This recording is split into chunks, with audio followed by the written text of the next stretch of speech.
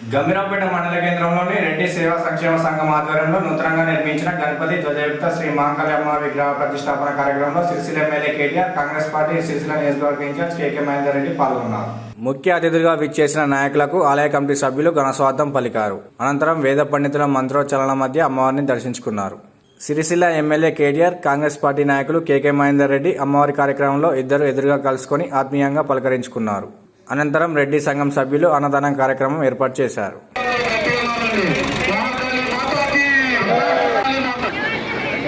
Congress incharge గౌరవనీయులు కేకే మహేందర్ రెడ్డి గారికి, అలాగే రాజన్న సిరిసిల్ల జిల్లా శాసనసభ్యులు గౌరవనీయులు కల్వకుంట్ల తారక రామారావు గారికి స్వాగతం సుస్వాగతం పలుకుతున్నాం.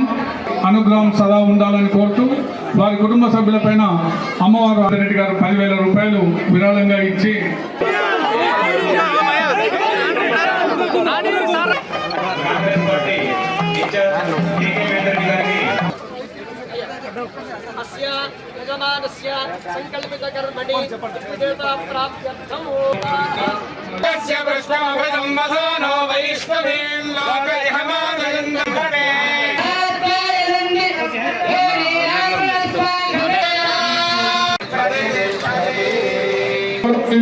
కల్వకుంట్ల తారక